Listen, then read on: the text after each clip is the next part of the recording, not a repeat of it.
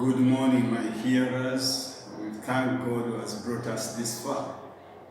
It has been a journey, and we are continuing this journey and this struggle as Christian soldiers. God has been so good to us. He has protected us, sustained us. And as we have continued to walk this journey, He has led us through valleys and mountains until He will enable us to reach our destination. We thank God who has protected you, who has fed you, who has kept you safe and alive. I know some of us, we have lost our dear ones. But may the Spirit of the Lord comfort us. He is the source of all comfort. And may the Holy Spirit continue to guide us and lead us as we walk our Christian journey. I want to continue to talk about prayer. And this time we are going on our sixth type of prayer, and that's thanksging prayer. Remember, we have been internalizing the types of prayer, and we had about 7 of them. It was the prayer of agreement, prayer of intercession, prayer of penitentia or penitence, prayer of supplication, prayer of faith. Now it is prayer of thanksgiving. The last one will be the imprecatory prayer.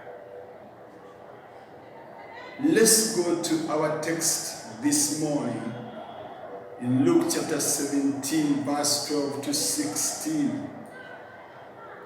I'm reading from King James Version, New King James Version.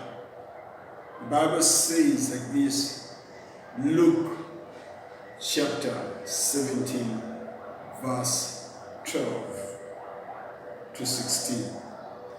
He said, then as he entered a certain village, there met him 10 men who were lepers, who stood afar off. And they lifted up their voices and said, Jesus must have mercy on us. So when he saw them, he said to them, go show yourselves to the priests. And so it was that as they went, they were cleansed. Now one of them, when he saw that he was healed, returned and with a loud voice glorified God, and fell down on his face at his feet, giving him thanks, and he was a Samaritan. Let's pray. Father, we thank you because you are good. We thank you who has brought us this far. And this morning you want to speak to us about thanksgiving. We thank you for what you have been doing for us. We thank you for all your blessings, all your benefits, and the way you have sustained us. We thank you that this morning we are alive and strong and happy.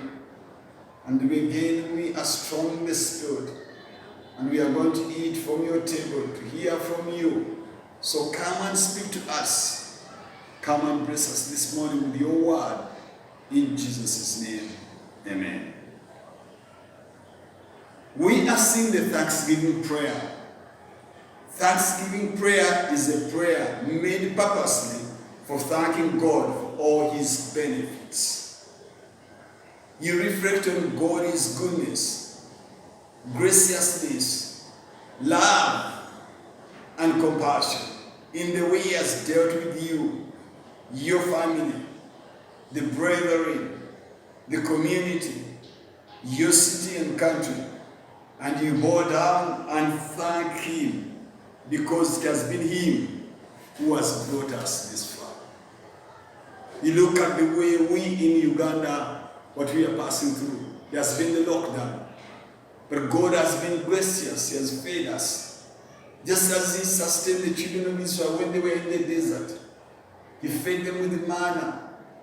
For us, he has enabled us one way or the other to get something to eat. I don't say there aren't those people who have gone hungry, they are there. But God has kept them still strong and breathing. He has brought us this far. God has been so good in the way he has protected Ugandans from the COVID pandemic. We have had several cases, but we have experienced no death. Not because it won't come, I'm not God, I don't know everything. But so far I have all the reasons to thank him. Because many had predicted that in Africa we are going to die like flies. But our God has been around. He He has protected us and kept us as He keeps the apple of His eye. He has been a wall of fire around us. We give Him all the glory and honor. And so a time comes when you have to reflect on God's goodness and see what He has done in your life. And then you have all the reasons to thank Him. Many times you go to Him asking for this and this and this. And we forget that a time comes when you need only to go before God in prayer to talk to your Father and tell Him, Father, you have been so good to me. Thank you for what you have done. I bless your name. I exalt you. You look at His goodness. You reflect on what He has done, how far He has brought you. Where you are, it has been His work. And when we go to our text this morning, Luke chapter 17, verse 12 to 16, we see Jesus Christ. He was on His journey to Jerusalem. And as He is moving, the Bible tells us He comes to a village. As He is passing through this village, 10 men who had leprosy met Him. They stood at a distance and called out in a loud voice, Jesus, Master, have pity on us. These men were in a terrible situation. They needed pity. They needed somebody who can be sympathetic to them. Somebody who can be compassionate. Because being a leper during the days of Jesus' time was a serious business. And it called for stringent measures to curtail you so that you don't come near the people. Why? Because leprosy, we need to understand, leprosy could refer to any contagious skin disease. Could refer to any skin disease, provided it was contagious. And so, during that time, the disease was incurable and it was contagious. And so they had to put up measures to control it. Just as the lockdown which we are experiencing and other things, to put you on the face mask to contain the COVID-19 pandemic. In Leviticus chapter 13, verse 45 to 46, it shows to you, it tells us how what they had put in place to control such people who had such an infectious disease. Leviticus 13:45 says like this. It lists about 7 things which were put in place. That person was supposed to wear torn clothes. Whether you were rich, the moment you were a leper, you were supposed, in Israel, the law of Moses demanded and commanded that you had to put on torn clothes. 2, you had to let your hair to be unkempt. In other words, you don't comb it and you don't cover your head, so that they may see the wounds and know that they have to keep far from you. Again, you have to cover the lower part of your face, just as we have the COVID face masks. Even there, the hard place, you have to cover the lower face. And then 4, you had to cry out loud and clear, unclean, unclean. This rendered you to suffer from social stigma. Because you are telling everyone your disease, that you are unclean, you are unclean. And again, the Bible says in Leviticus 45 to 46 that you were to remain unclean as long as you had the disease. In others, you suffered from spiritual outcasts. You were spiritual outcasts. You couldn't go to the temple. You couldn't visit your relatives. You couldn't go anywhere. You were unclean. Even your sacrifice was not acceptable because you were unclean. And again, the law demanded that you were to live alone. You were ostracized from your family. You were to stay alone. And again, you were to live outside the camp. In others, you were segregated by the community. You wouldn't stay with others. So as such, lepers could bond together because they were an unwanted group by the community. That's why you see here they are now 10. They have a common cause. They are unwanted, they are ostracized, they are unclean, they have to move out, shouting out unclean, unclean. They have to put on torn clothing, they have to cover their lower face, and they have to shout out. When the moment you send a person, you have to shout unclean, unclean. And it was a very common story during that time. People to get stones and throw them at them so that they keep far away from them. And so these lepers in such a dire situation, they cry out in verse 13 to Jesus Christ loud and clear that Jesus, Master, have pity on us. Have sympathy upon us. Have compassion upon us. The Bible says, and Jesus told them, go and show yourself to the priest, because the priests were the only authorized people to declare one clean according to the law of Moses. And so the Bible tells us that as they were going on their way, they realized, the 10 of them realized that they were healed, they were cleansed. They had acted on God's word. Jesus told them, go and show yourself to the priest. But as they are going to show themselves to the priest, they still have leprosy, but they are acting on what he has said. They are putting their faith in action. That is what I told you as the sustainable faith which sustains us, which causes us to be healed, to be delivered. And so as they are going, the Bible says they are healed. They put their faith, their trust in the words of Jesus Christ. They supported them with actions. They didn't say, this man hasn't touched us like Naaman. He said, I thought the prophet would come out and touch me and wave in the air and shout out. No. They believed the word of Jesus Christ because he was the master. They call him master. He's the master of situations. He's the master of COVID. He's the master of cancer. He's the master of pressures. He's the master of diabetes. He's the master of every disease you think which threatens you.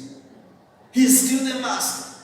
Whether the pandemic is still around, the COVID-19 pandemic is still moving around, he's still the master. He's in control. He hasn't lost control. He knows the beginning and the end. And at the right time, he will intervene. And so we need to turn back to him. These men turn to him in prayer. A time has come for the West. And when I'm talking West, I'm not talking about Western Uganda. I'm talking about the Western nations. Europe in particular, to turn back to God and cry to God. The answer to your problems, the answer to the COVID pandemic, and more plagues are coming if you don't know, lies in one thing: turn your hearts back to God. You brought the gospel to Africa. We in Africa, we are embedded in the word of God. We trust God, we believe in God. But you brought the gospel. You have forfeited what was precious. You just gave it away and abandoned it. Without God, you can do nothing. I can assure you. The Bible here tells us, and these men realized that the only person who is sympathetic, who can help them, who can save them, who can have pity on them, is only one, and that is Jesus Christ. And they cried to Jesus, said, Master, have pity on us. And Jesus had pity on them, because when we cry to him, he has pity on us. He sympathizes with us. He knows our weaknesses. He knows our suffering. He knows our tears. And he hasn't forfeited us nor forgotten us. He still loves us. Jesus Christ loves you, loves me, irrelevant of what you are passing through or what I'm passing through. The Bible says as they were going, they were healed. And then this man, one of the lepers, who was a Samaritan, realizes he has been cleansed. He turns back and comes back to where Jesus Christ was. And when he comes back where Jesus Christ was, the Bible tells us, what does he do?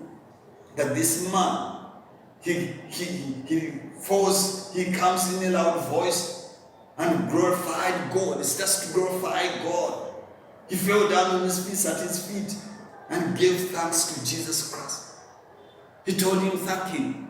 He didn't have anything, he was a leper. He depended on what they would give him out. They couldn't work. They couldn't socialize with the community. But he had something he could do. He could thank God. It is very important we as Christians to learn to come back to God and thank Him. You can get a time and say, Lord, this time I haven't come to lay my supplication to you. I haven't come to intercede for anything. I have come to say, thank you, Lord, for all your benefits and what you have been doing in my life. And when we internalize this story, there's some lessons we can draw and we can learn and which we can apply in our life so that we can build our relationship with God. The first thing we learn is this: thanksgiving prayer glorifies God. You give praise to God. You acknowledge that it is God who has done what others could not do for you. I've seen it in my life. God has done many things which no person could have done.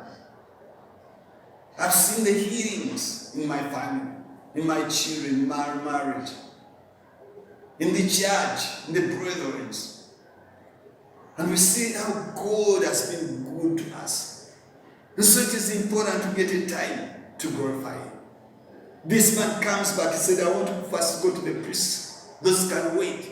They are always there. But let me go back to this man because he's on the move, was going to Jerusalem. I might miss him. And he comes back. To do what? Purposely. To glorify God. He comes in a loud voice glorifying God. And the man was a Samaritan. That is the iron name of the situation. The other 9 Jews, they just went out. Only one came back. He understood what God had done in his life. And this brings us to the second point: gratitude. Thanksgiving prayer demonstrates your gratitude, that you are grateful for what God has done in your life. You are grateful. It is an expression. You demonstrate your gratitude, that you are grateful for what God has done in your life. The Bible tells us in the book of Psalms 103 verse 2, it says, praise the Lord, O my soul, and forget not all His benefits. We don't need to forget His benefits. Many times we forget very fast because we have received what we wanted. But God expects us to appreciate for what He has done. You are thankful for the unmerited favor from God. And that's why we in the church, in the Soul and Deliverance Church, every year we get a Sunday, the last Sunday in November, to have a Thanksgiving service.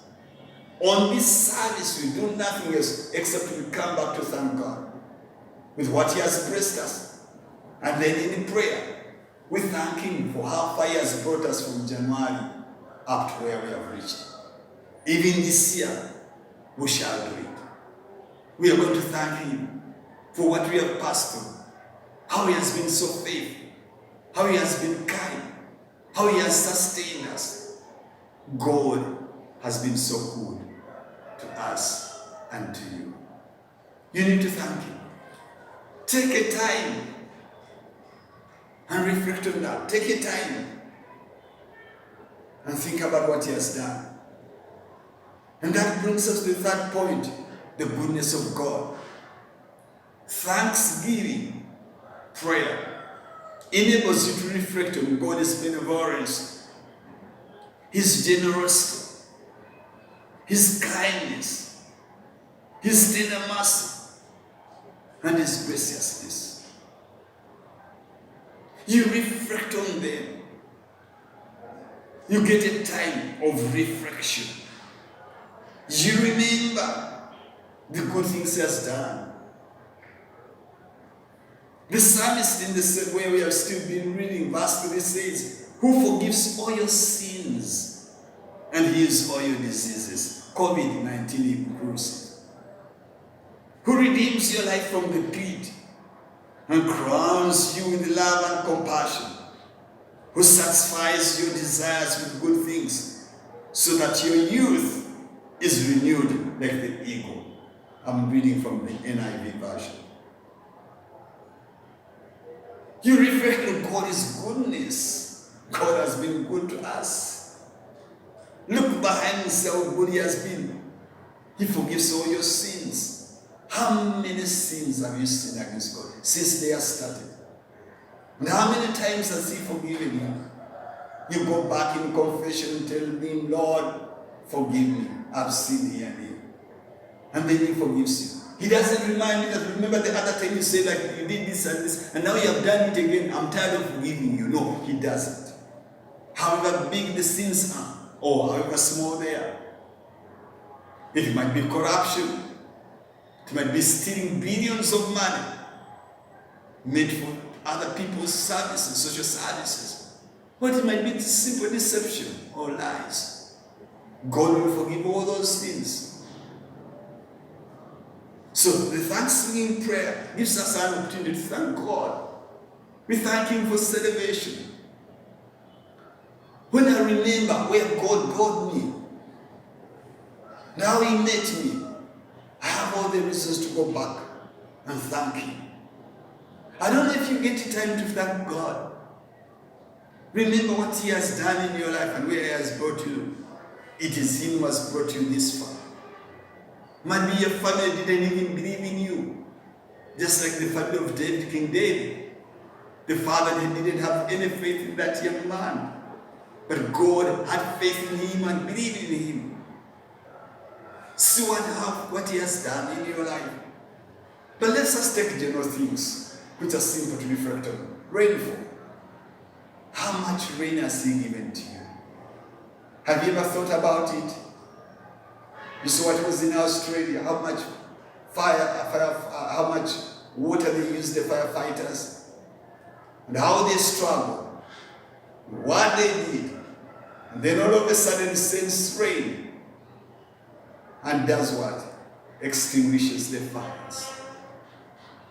How much money did that rainfall save? And how much money does that rainfall we get in Uganda save us? In importing food, in the weather, making it better, in generating electricity, you name it, it is there. And getting fresh water. The sunshine, by the way. It gives us warmth, it gives us light. It is also medicine, it gives us vitamin, the vitamin which comes from sunshine. Think about sleep. God gives you sleep. I mean, some people can't sleep.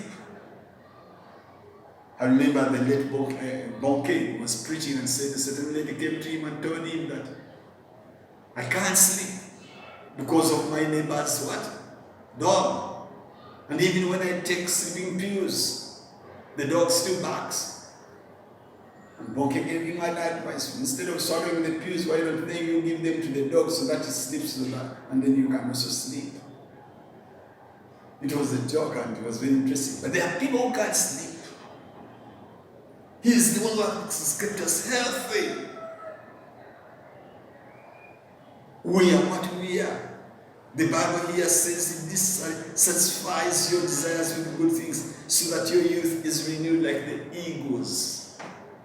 Look at your health.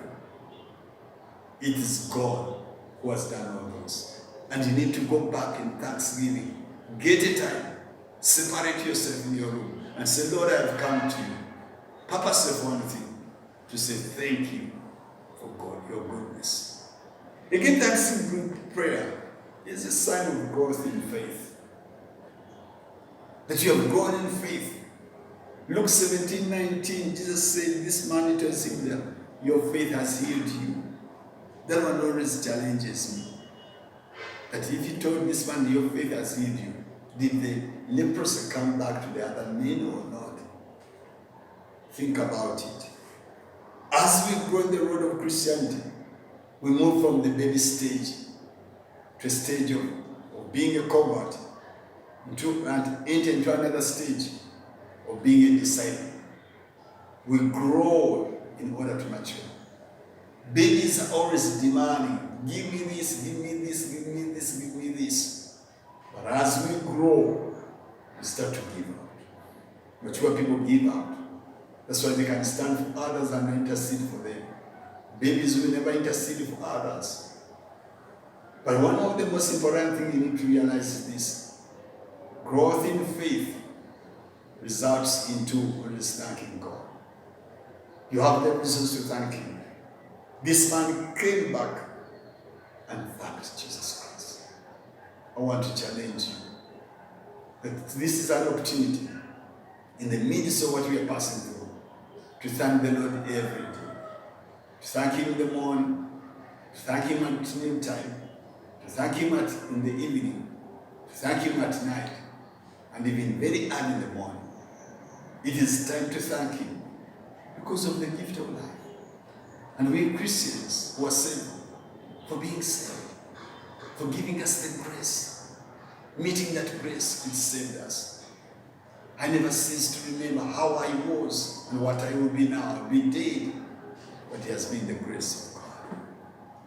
Let us learn to thank Him. These men came back and thanked Jesus Christ. They said, thank you. Thank you. This man came back, he was one man sorry, and thanked Jesus Christ. He said, thank you for what you have done. May God give us the grace to learn the same and do the same. In Jesus' name. Amen. God bless you. In Jesus' name. But before I wind up and switch off, let's pray. Father, we thank you that you have been so good to us. Thank you for all your benevolence. Thank you for your generosity. Thank you for your kindness. Thank you for your tender mercy. And thank you for your graciousness. You've been so kind to us. You've been so loving. You've been so merciful. You haven't failed to forgive our sins. You haven't failed to heal all our diseases. It is you who has redeemed us from the pit, and you have crowned us with love and compassion. We thank you for that love. We thank you for your compassion, which I knew every morning. We thank you for what you have in plan for us. You have satisfied our desires with good things, so that our youth has been renewed like the heart of an eagle, so that we can fly, we can move, we can continue to survive and to work. We say thank you. We can't pay you. And so we ask you, Lord, continue to work your will in the life of these people. Bless them, Lord. Do good to them, oh God. Those who are hearing me or viewing me, some of them might have problems, troubles, and they don't know how they can overcome. But as they turn back to you in prayer, hear their prayers and answer their prayers. And give them the grace that after you have answered their prayers, let them learn to come back to you and thank you. Like that Samaritan leper, how he came back, let us learn to come back. We say thank you, Lord, for the journey you have brought us.